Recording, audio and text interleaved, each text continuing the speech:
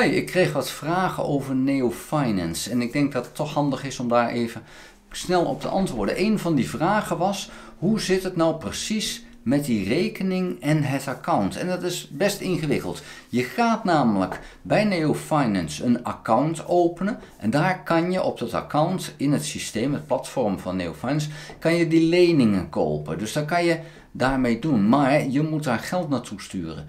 En om dat te kunnen doen, creëert Neo Finance bij de Nationale Bank van Litouwen een account voor jou op jouw naam. Dat is jouw rekeningnummer en dat is een soort van spaarrekeningachtige opzet.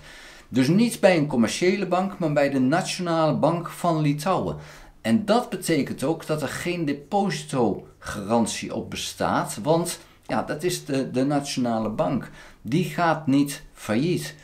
Daarnaast is het zo, en dat is ook echt wel even van belang, je zou in principe bijna nooit veel geld hebben staan op die rekening, want je wil leningen hebben. En zodra het een lening is, is het weg van die rekening. Neo Finance kan niet bij die rekening. Die kan er alleen maar geld vandaan halen als jij daar toestemming voor hebt gegeven met een getekend contract. Dus dat is echt van belang. Neo Finance kan er wel geld op storten. En jij kan geld van en naar die rekening halen van de rekening die jij hebt aangegeven bij je aanmelding of later bij een mutatie, dat je vanaf die rekening werkt. Dus je hebt in Nederland of België een bankrekening en dat is dan de bankrekening waarvan en waarna je geld naar Litouwen toestuurt. Naar die bankrekening bij de Litouwse Centrale Bank. Dus niet naar Neo Finance. Je stuurt nooit naar Neo Finance zelf. Het gaat altijd naar die bankrekening bij de Litouwse bank. Het is gewoon ingewikkeld hoe dat nou precies zit. En vandaar dat ik toch eventjes een aparte video ervan wil maken. Om dat verschil dan eventjes duidelijk te maken.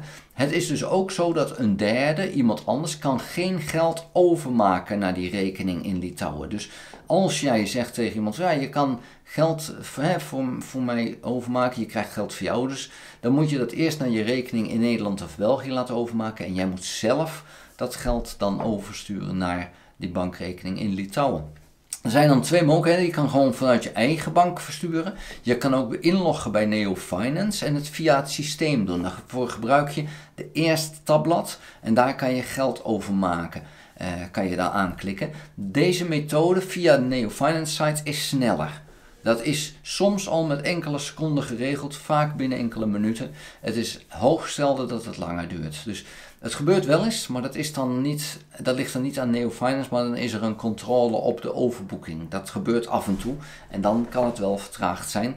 En als jij vrijdagavond verstuurt, dan heb je kans dat je last hebt van het weekend. Dus dat kan ook, maar normaal gesproken is het heel snel. Ik heb vaak binnen 2 minuten het geld al op het account bij Neo Finance. Zo lijkt het, maar dat is dan op die bankrekening die daarnaast staat. Dus dat is eventjes in het kort die rekening in Litouwen. En ja, nogmaals, alleen jij kan daarbij. Dus dat is op zich mooi.